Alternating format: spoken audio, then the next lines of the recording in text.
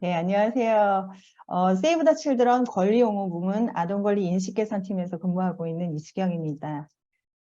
세계 장애인 대회에서 그동안 많이 거론되지 않았던 장애 아동의 인권과 그 중에서도 아동 참여에 대해서 이야기할 수 있는 기회가 된 것을 진심으로 감사하고 의미 있게 생각합니다. 비록 어제 오늘 태풍으로 인해서 많은 변화가 있고 또 우여곡절이 많았지만 마지막까지 큰 사고 없이 잘 치러질 수 있기를 바라봅니다. 네, 그러면 간단하게 발표를 좀 진행해 보도록 하겠습니다. 세이브 더 칠드런은 아동권리기관이라는 전문성을 기반으로 아동의 삶과 미래를 바꾸어 나가는 데 앞장을 서고 있습니다. 여기에 물론 장애 아동도 포함이 되고 있고요.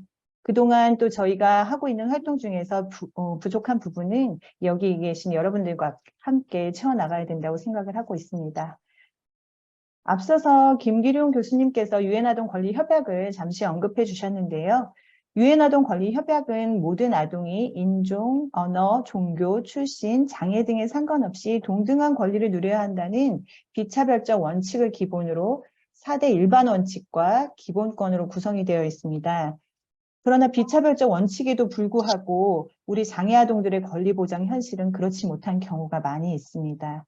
예를 들어서 자신과 관련된 일에 대해서 의견을 내고 참여할 기회를 가질 권리, 또 지역 사람들과 함께 자연스럽게 어울리고 프로그램을 이용할 권리, 그리고 놀이터에서 다른 친구들과 함께 마음껏 실컷 놀아야 하는 권리, 그리고 안전하게 존중받고 보호받으면서 성장할 수 있는 권리들이 그 대표적인 예라고 할 수 있습니다. 세이브 더 칠드런의 사명인데요. 우리는 세상의 아동을 대하는 방식의 획기적인 변화를 이끌어내고 아동의 삶에 즉각적이면서 오랫동안 지속되는 변화를 이루어내고자 한다는 내용을 담고 있고, 장애 아동들에게 아직 미치지 못하고 있는 권리가 잘 행사되고 또 그것이 지속되는 변화가 이루어지기 위해서는 장애 아동을 단순히 보호 대상자로 바라보는 것이 아니라 권리의 주체자로 바라볼 수 있도록 시각이 전환되어져야 함을 이루어져야 되고, 또 그것을 바탕으로 장애 아동의 이야기를 듣고 그것을 반영하고 시정하면서 장애 아동들을 위한 해결책을 찾아야 한다는 것입니다. 그러기 위해서는 보다 적극적인 장애 아동의 참여권이 보장되어져야 한다고 생각하고 있습니다. 장애 비장애 아동들에게 있어서 참여권은 그 자체의 권리로서도 중요하지만 다른 권리를 촉진하는 역할을 하기 때문에 이들의 삶의 질을 향상시키는 데 중요한 역할을 한다고 볼 수 있습니다. 오랜 기간 동안 자신과 관련된 의사결정의 과정에 참여하게 되면서 자신의 삶에 대한 관점을 가지고 스스로를 보호할 수 있게 되는데, 장애 아동들의 경우도 시간과 경험이 조금 더 필요할 뿐 비장애 아동들과 다르지 않으며 발달장애인 권리보장 및 지원에 관한 법률 제8조, 자기결정권의 보장, 또 제10조, 의사소통 지원 등도 그 근거로 이미 명시가 되어 있습니다. 세이브 더 칠드런은 이렇게 자신과 연결된 문제에 대해서 의견을 내고 참여할 수 있도록 권리의 지체자로 바라보고자 하는 관점에서 장애 아동들을 위한 다양한 사업을 진행하고 있는데, 그 분야는 장애 아동의 놀권리 보장을 위한 활동, 장애 아동들이 자신의 권리를 알 수 있도록 맞춤형 권리교육 컨텐츠 개발 및 교육, 그리고 장애 아동들의 참여가 가능한 환경이 조성될 수 있도록 연구와 가이드를 마련하고 다양한 인식 개선 활동들을 진행하고 있습니다. 예, 조금 더 자세한 내용을 볼 수 있도록 하겠습니다.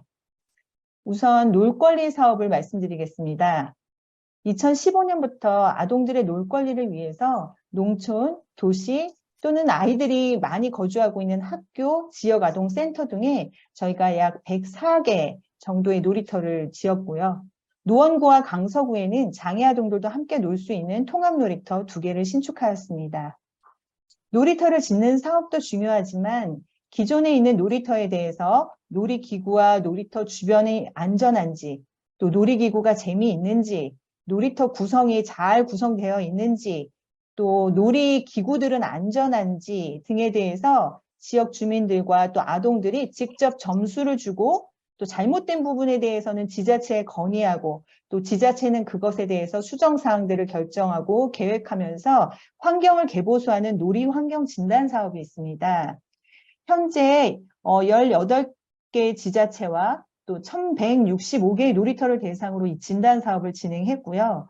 올해부터는 장애 아동들도 본인의 관점에서 함께 즐겁게 놀 수 있는 놀이터를 진단할 수 있도록 그 진단 지표를 쉬운 용어, 즉 그림이나 또 단순 문장으로 바꿔서 통합 지표를 개발했고요. 올해부터는 장애 아동들도 함께 이 진단에 참여하고 있습니다.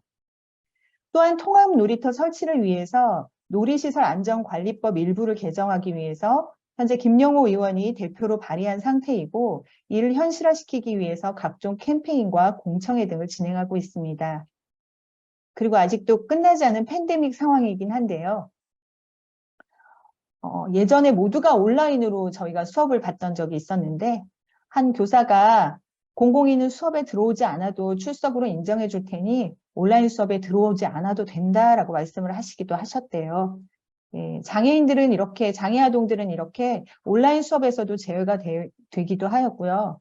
그러다 보니 자녀 양육과 보호, 교육까지 가정에서 오로지 책임져야 했던 어려움을 가지고 있는 가정들에게 저희가 놀이교사를 훈련시키고 놀잇감과 놀이 계획을 아이들과 세워서 가정으로 방문해서 아이들과 놀 수 있도록 교사를 파견하기도 하였습니다. 2020년부터 22년까지 약 360 가정에 지원을 했었고요. 23년 상반기에는 아동들 한 220여 명, 놀이교사들 한 75명, 5분이 파견되기도 하셨습니다. 네, 그리고 장애아동의 사회통합을 촉진하기 위해서도 다양한 활동을 진행하고 있습니다. 앞서서도 말씀드렸듯이 이 사회통합의 과정은 우리가 장애아동들을 그저 보호 대상으로 바라보는 것이 아니라 그들이 진정 권리의 주체자임을 인정하는 것에서 시작된다고 볼 수 있습니다. 과거에는 발달장애인의 특성상 이성적이고 합리적인 판단이 어렵다고 간주해서 발달장애인의 의견을 듣기보다 보호자, 종사자, 또 관련 전문가들의 의견을 중심으로 정책을 결정하고 수행하였습니다.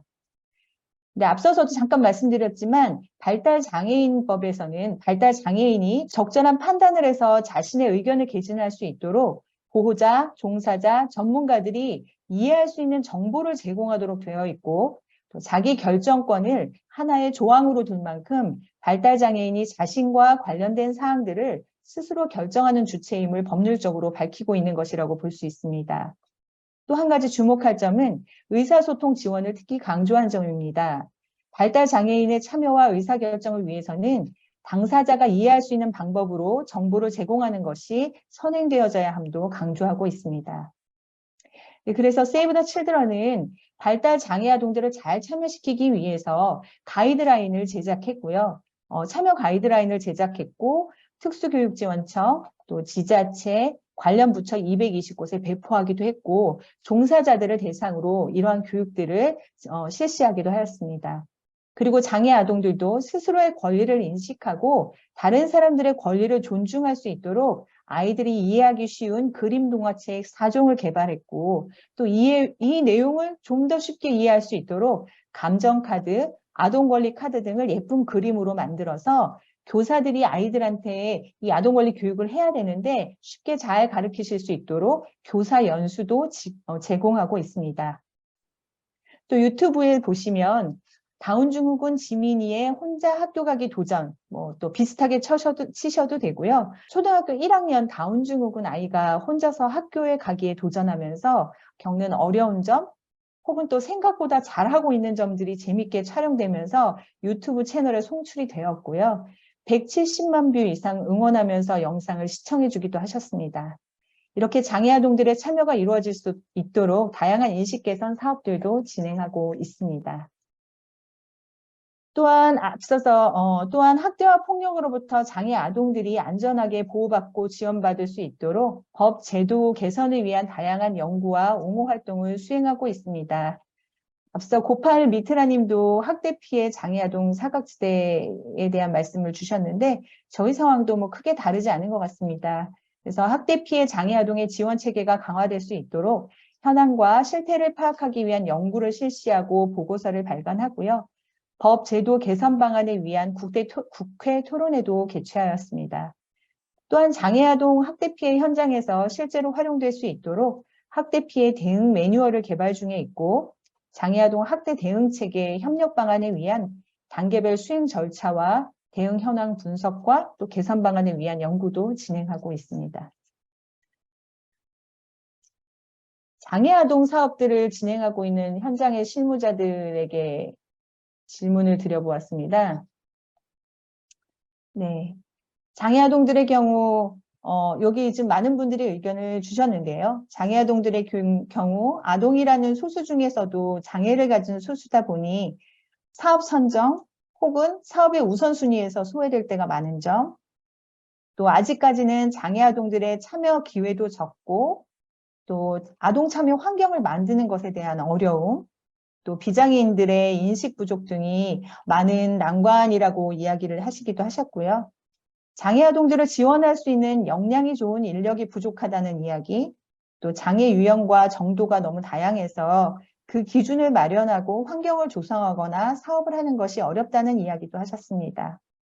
또 정보 전달들이 잘 되지 않기 때문에 정작 장애 당사자들은 막상 의견을 내기 어렵다는 이야기, 혹은 주무부처에서도 제외되어서 교육부, 복지부, 많은 부처에서 지원을 전문적으로 받기 어렵다는 이야기들도 하셨습니다. 아마 들으시면서 장애아동 사업을 진행했던 종사자분들은 모두 깊은 공감을 하셨으리라고 생각이 됩니다. 네, 앞으로 장애아동을 바라보는 시각이 변화되고 또 사업이 보다 원활히 진행되기 위해서 좀 전에 말씀드린 내용을 정리된 내용으로 다시 한번 제안해보면 인원수가 적다고 배제되거나 소외되지 않도록 우리는 장애아동과 그 가족들의 목소리에 귀를 기울일 수 있어야 하겠습니다. 두 번째, 복지 현장에서는 시기적인 특성이나 또 혹은 장애 유형에 맞는 필요한 서비스가 적재적소에 이루어질 수 있도록 다양한 지원도 돼야 되지만 무엇보다 지속적인 종사자의 역량 강화 혹은 역량이 좋은 종사자가 양성될 수 있어야 할 것입니다. 셋째, 장애아동 당사자와 가족들이 관련 정책과 서비스의 정보를 잘 제공받을 수 있도록 다양한 지원 방식을 고민하고 마련해야 할 것입니다. 또 넷째, 관련 이슈에 대해서 부처 간에 서로 적극적인 협업으로 문제 해결 의지를 보여주어야 합니다. 이 모든 바람이 현실로 이루어지기 위해서는 연대와 협력이 무엇보다 중요한 것 같습니다. 네, 오늘 저희 세이브 더 칠드런이 이 자리에서 여러분들께 감히 저희의 활동과 방향 제언을 드렸지만 경험 등 부족한 것이 많이 있습니다. 많은 분들이 오늘 저희 발표를 들으시고 또 많은 의견을 주시고 함께해 주신다면 보다 지속적이고 획기적인 변화를 이끌어낼 수 있으리라고 생각이 됩니다. 시간이 부족해서 이 정도로 마무리 지으면서 앞으로도 많은 관심과 조언을 드리고 끝까지 들어주셔서 감사합니다. 세이브 더 칠드런 이수경이었습니다.